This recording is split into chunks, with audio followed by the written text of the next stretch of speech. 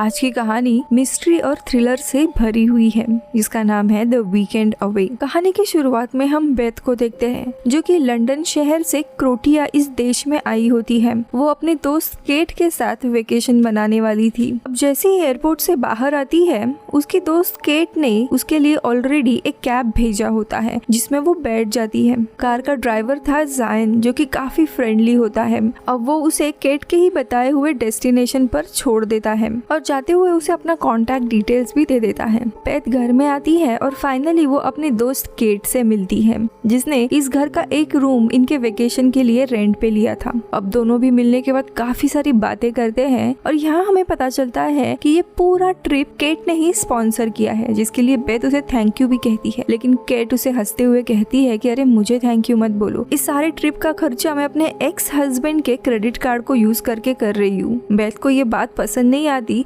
लेकिन वो कुछ कहती नहीं है। जिसके बाद बेथ उसे एक नेकलेस देती है जो केट को काफी पसंद आता है और वो उसी वक्त पहन लेती है। अब शाम के समय रेडी होते हुए बेथ अपने हस्बैंड रॉब के साथ वीडियो कॉल करती है जहाँ पे उसका न्यू बॉर्न बेबी भी होता है और ये लोग लंदन में होते हैं। अब बात करने के बाद ये दोनों भी डिनर के लिए जा रहे होते हैं और तभी उनके अपार्टमेंट का लैंडलॉर्ड सेबेस्टियन उसे मिलता है। उससे बात करने के बाद दोनों भी वहाँ से निकलते हैं। अब डिनर के वक्त केट जानबूझकर काफी सारी महंगी डिशेस ऑर्डर करती है ताकि वो अपने एक्स हस्बैंड के पैसे उड़ा सके। बेथ उसे ऐसा ना करने के लिए कहती है लेकिन केट नहीं मानती। अब बातों ही बातों में केट बेथ से पूछती है कि तुम्हारी जिंदगी तुम्हारे पति के साथ कैसे चल रही है। तो बेथ बताती है कि कुछ खास नहीं, दोनों क्लोज भी नहीं है। तभी केट बेथ को सुझाव देती है कि अगर वो इस रिलेशन में खुश नहीं है तो अपने हस्बैंड से डिवोर्स ले ले। लेकिन केट ऐसा नहीं करना चाहती थी। अब डिनर के बाद केट और बेथ दोनों भी जायन के टैक्सी से एक क्लब के लिए निकलते हैं। रास्ते में बेथ जायन से बात करती है और उसे पता चलता है कि जायन सीरिया से है और वो बड़ी मुश्किल के बाद इस देश में आया है।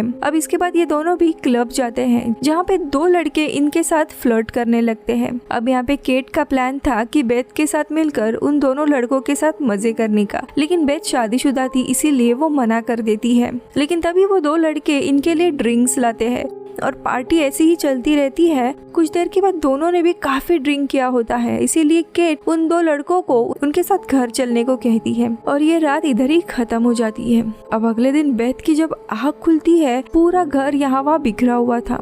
उसे केट कहीं पर भी नहीं मिलती, कॉल का भी कोई जवाब नहीं था, पिछली रात का उसे कुछ भी याद नहीं था। नीचे उसे कुछ ग्लास टूटे हुए मिलते हैं जिन पे खून भी लगा हुआ था। अब इन सबसे डर कर बेथ अपने पति रॉब को कॉल करती है तो रॉब बेथ को कहता है कि केट कहीं गई होगी, वो वापस आ जाएगी, तुम डरो मत। अब ड्रेसअप होके बेथ नीचे आती है और सेबेस्टियन से पूछती है लेकिन उसे भी कुछ भी पता नहीं था। लेकिन तभी सेबेस्टियन थोड़ा सा गुस्सा होकर बेथ से कहता है कि अब की इस अपार्टमेंट में पार्टी करने के चार्जेस ज्यादा लगेंगे। दरअसल रात को सेबेस्टियन ने उन दो लड़कों को यहाँ पे आते हुए देख लिया था। खैर अब देखते देखते काफी समय हो जाता है, केट वापस नहीं आई थी इसीलिए बेथ पुलिस स्टेशन जाती है केट की मिसिंग रिपोर्ट लिखवाने। वही एक ऑफिसर जिसका नाम पैविक होता है वो बेथ की रिपोर्ट नहीं लिखवाता और उसे 24 घंटे वेट करने के लिए कहता है। अब बेथ को कुछ भी समझ नहीं आ रहा था इसीलिए वो टैक्सी ड्राइवर जायन को मदद के लिए बुलाती है। फिर वो दोनों भी उसी क्लब में जाते हैं जहाँ पे बारटेंडर से पूछताछ करने पर वो बताता है कि वो दो लड़के अक्सर इसी पब में आया करते हैं। अब उन दो लड़कों को पूछताछ करने के लिए जायन एक प्लान के जरिए उन्हें एक जगह पर बुलाता है।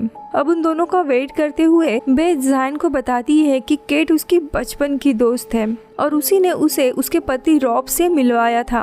अब इसी दरम्यान वहाँ पर वो दो लड़के आ जाते हैं लेकिन जैसे ही वो बेथ को देखते हैं वहाँ से तेजी से भागने लगते हैं। लेकिन जायन उनका पीछा करते हुए उनमें से एक को पकड़ लेता है। उनसे पूछताछ करने पर वो बताता है कि वो रात को 3 बजे इन दोनों भी लड़कियों को अपार्टमेंट में छोड़ने गए थे। जिसके बाद जब केट बिजी थी तब इन लोगों का सामान चुरा कर वे लोग भाग गए थे। उन्होंने किसी को भी कुछ नुकसान नहीं पहुँचाया है। अब बेथ और जायन एक शॉप में जाकर बेथ का बैग और फोन ले लेते हैं जो उन लड़कों ने चोरी किया था। जिसके बाद बेथ पुलिस स्टेशन जाती है लेकिन तभी जायन बेथ को बताता है कि वो पुलिस स्टेशन में उसका नाम ना बताए क्योंकि इससे उसे प्रॉब्लम हो सकती है। अब पुलिस स्टेशन में जाने पर बेथ को एक लेडी ऑफिसर मिलती है जिसका नाम कोवैक था। वो बेथ की रिपोर्ट तुरंत लिख लेती है और पैविक को रिपोर्ट ना लिखने के लिए सजा भी देती है। हालांकि बेथ यहाँ पर केट का फोन उसी के पास है ये बात नहीं बताती।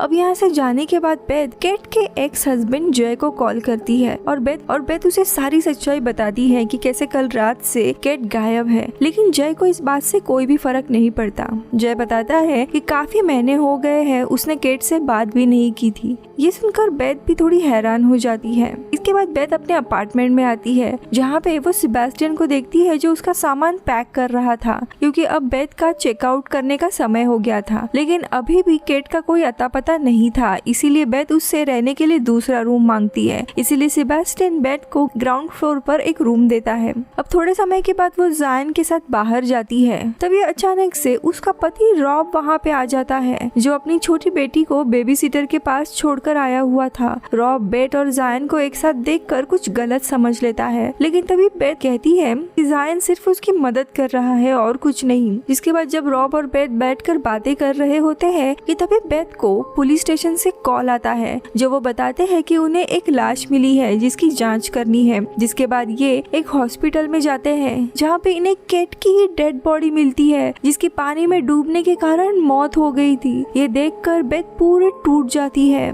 इसीलिए रॉब वहाँ पे रुकने का तय करता है, लेकिन बेथ उसे मना करती है क्योंकि उनकी छोटी बच्ची अकेली थी। इसके बाद रॉब चला जाता है। फिर बेथ को पुलिस ऑफिसर पेविक के साथ उसकी गाड़ी में देखते हैं जो केट के मर्डर के लिए उससे कुछ पूछताछ करने के लिए पुलिस स्टेशन जा रहे थे। तभी बेथ पेविक से कहती है कि उसे आखिरी बार केट को गुड बाय करना है, इसलिए पेविक उसे हॉस्पिटल में लेकर जाता है जहाँ पे बेथ पेविक को थोड़ी देर उसे अकेला छोड़ने के लिए कहती है। और जब पेविक चला जाता है तो बेथ जल्दी से केट के फेस के जरिए उसका फोन अनलॉक कर देती है और केट का फोन चेक करती है जिसमें उसे हैंडीमैन नाम के काफी सारे कॉल्स मिलते हैं। और जब वो उस नंबर को डायल करती है तो वो काफी हैरान होती है क्योंकि ये रॉब का नंबर था। फिर वो उनकी टेक्स्ट देखती है और उसे पता चलता है कि उसका पति और केट का अफेयर चल रहा था काफी समय से। अब ये सब कुछ देखकर बेथ बहुत ही ज्यादा परेशान होती है। खैर इसके बाद बेथ का इंट्रोगेशन होता है जहाँ पे कोवैक बेथ को बताती है कि केट ने उस रात ड्रग्स लिए हुए थे। अब पुलिस को लग रहा था कि बेथ उनसे कुछ छुपा रही है, लेकिन इस पर बेथ मना कर देती है और बेथ के ब्लड रिपोर्ट भी साफ होते हैं, इसीलिए उस पे आरोप नहीं लगा सकते थे। लेकिन पुलिस बेथ का पासपोर्ट ले लेते हैं क्योंकि जब तक केस सॉल्व नहीं होता वो इस देश से बाहर नहीं जा सकती थी। अब घर आने के बाद बेथ केट के एक्स हस्बैंड जय को कॉल करती है और उसे केट और रॉब के अफेयर के बारे में बताती है। लेकिन हैरानी की बात ये थी कि जय को ये सब कुछ पहले से ही पता था और इसीलिए वो दोनों अलग हुए थे। आगे जय ये भी बताता है कि वो बेथ को ये सारी सच्चाई बताना चाहता था, लेकिन वो उस समय प्रेग्नेंट थी। अब यहाँ पे अगले दिन बेथ अपने पति रॉब को कॉल करके उसे उसके अफेयर के बारे में पूछती है। रॉब पहले तो मना कर देता है, लेकिन जब उसे बेथ बताती है कि उसने उसके सारे मैसेजेस देख लिए हैं तो रॉब अपनी गलती मानता है। अब यहाँ पे अगले दिन पुलिस ऑफिसर कोवैक बेथ को सीधा अरेस्ट कर लेती है क्योंकि जायन को उसके साथ उसने देख लिया था। और तभी कोवैक बताती है कि जायन दरअसल अल्बानिया ग्रुप का एक मेंबर है जो इंसानों को अगवा करने का काम करते हैं। कोवैक को लग रहा था जायन ने ही केट को मारा होगा और बेथ उसमें शामिल है, लेकिन बेथ अपने लिए एक लॉयर हायर करती है जिसकी मदद से उसकी बेल हो जाती है। जब बेथ अपने अपार्टमेंट में आती है तो उसे अपने रूम में जायन मिलता है जो बेथ को बताता है कि वो किसी ग्रुप का हिस्सा नहीं है। उसने दरअसल अल्बानिया इस ग्रुप से मदद मांगी थी और काफी सारे पैसे देकर उनकी मदद से जायन उस देश से बाहर आया था और इस देश का उसे वीजा भी मिल गया था। अब जायन चला जाता है। बेथ अपने रूम में ही बैठी हुई थी, तभी उसकी नजर मिरर में लगे एक कैमरे पर जाती है और उसे समझ आता है कि ये सब कुछ किसने किया है। और तभी वहाँ पर अचानक से सेबेस्टियन आ जाता है। जैसे ही सेबेस्टियन का ध्यान हट जाता है, बेथ चुपके से उसकी एक चाबी चुरा लेती है जो कि रिकॉर्डिंग रूम की चाबी थी। सेबेस्टियन के जाने के बाद बेथ रिकॉर्डिंग रूम में जाती है जहाँ पे उसे काफी सारे कमरों में छुपे हुए कैमरास दिखाई देते हैं जिसके थ्रू वो लोगों पर नजर रखे हुए था। इसके बाद बेथ उस दिन की रिकॉर्डिंग देखती है जिस दिन वो दो लड़के उनके घर आए थे। वो देखती है कि बेथ को सुलाने के बाद केट शावर लेने गई थी और तभी वो दो लड़के उसका बैग और फोन चोरी करके वहाँ से चले गए थे। जिसके बाद केट एक टैक्सी से उनका पीछा करने लगी थी। बेथ जल्दी से उस गाड़ी का एक नंबर पेज पे लिख लेती है। थोड़े समय के बाद हम देखते हैं केट वापस आती है, लेकिन वो किसी दूसरे गाड़ी में थी, काफी गुस्से में लग रही थी। तभी वहाँ पे सेबेस्टियन आ जाता है। जैसे ही वो रिकॉर्डिंग रूम में आने की कोशिश करता है तभी बेथ के दरवाजा बंद करने के कारण उसे चोट लगती है और सेबेस्टियन सेबेस्टियन जल्दी से वो वीडियो डिलीट करने लगता है, लेकिन बेथ को उस वीडियो की जरूरत थी, इसीलिए वो उसका फोन छीनने लगती है। अब इनके हाथापाई के दौरान सेबेस्टियन नीचे गिरकर बेहोश हो जाता है और फिर बेथ का फोन चाबी लेकर वहाँ से जैन को कॉल करती है। जैन के साथ वो उसे टैक्सी ड्राइवर के पास जाती है जिसमें केट बैठी हुई थी। वो ड्राइवर उसे बताता है कि उसने केट को इस होटल से सीधा पुलिस स्टेशन में छोड़ा था और यहाँ पता चलता है कि केट दरअसल उस रात चोरी की ही रिपोर्ट लिखवाने के लिए पुलिस स्टेशन गई थी। लेकिन बेथ हैरान होती है कि पुलिस ने उसे ये बात क्यों नहीं बताई। लेकिन अचानक वहाँ पे पुलिस की कार आ जाती है। बेथ पुलिस ऑफिसर पेविक की कार देखती है। ये वही कार होती है जिसने केट को उस दिन होटल में ड्रॉप किया था और तभी बेथ समझ जाती है कि पेविक ही है जिसने केट को मारा है। अब पेविक इन दोनों को भी अरेस्ट करने के लिए आते हैं, लेकिन बेथ और जैन वहाँ से भाग जाते हैं। तभी पेविक बेथ को पकड़ लेता है और तभी बेथ पेविक के ऊपर चिल्लाती है कि तुमने ही मेरे दोस्त को मारा है। लेकिन ये सुनते ही पेविक बेथ को मारने की कोशिश करता है, लेकिन उसका पैर मुड़ने के कारण वो ऊंचाई से सीधा नीचे गिर जाता है और वहीं पे मारा जाता है। और पुलिस ऑफिसर कोवैक दूर से ये सब कुछ देख लेती है, जिसके बाद बेथ कोवैक को वो वीडियो फुटेज दिखाती है जिसमें पेविक केट को घर छोड़ने आया था। और तभी कोवैक बताती है कि पेविक अच्छे कैरेक्टर का इंसान नहीं था, पहले भी उसके ऊपर ऐसे ही आरोप लगे हुए थे कि वो लड़कियों को छेड़ता है। खैर अब यहाँ पे प्रूव हो गया था कि पेविक ने ही केट को मारा था। बेथ बेगुनाह थी, इसीलिए उसका पासपोर्ट उसे वापस दिया जाता है, जिसके बाद बेथ वापस से अपने घर लंदन आती है। कुछ समय के बाद हम देखते हैं बेथ रॉब से अलग हो गई थी और एक दिन बच्ची को रॉब के घर पे छोड़ने के लिए जाती है। लेकिन जब वो रॉब की जेब से कार की चाबी निकालती है तो उसे पॉकेट में वही केट के नेकलेस का मोती मिलता है। ये उसी नेकलेस का मोती था जो खुद बेथ ने केट को दिया था, जिससे वो समझ जाती है जिस दिन केट का मर्डर हुआ उस दिन रॉब भी केट से मिला था और हो सकता है वही असली में खूनी हो। इसीलिए वो बाथरूम में जाकर कोवैक को कॉल मिलाती है और उसे सारी सच्चाई बता देती है। लेकिन तभी रॉब को कुछ शक आता है, इसीलिए वो उसे बाथरूम से बुलाने लगता है। अब बेथ बाहर आती है और सीधा रॉब को पूछती है कि तुमने ही केट को मारा है। और तभी फाइनली रॉब कन्फेस करता है कि हाँ, लेकिन वो एक एक्सीडेंट था।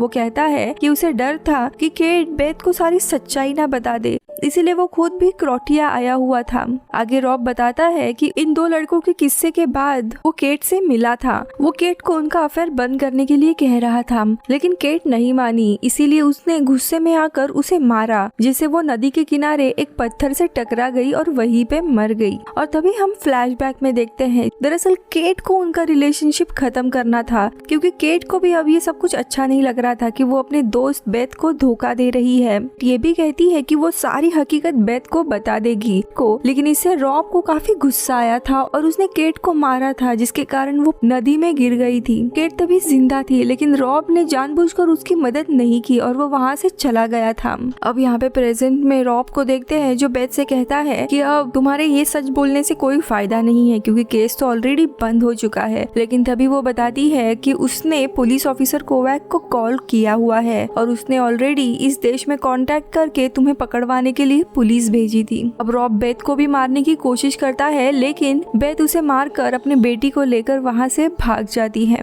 और ये मूवी इधर ही खत्म होती है। बाय।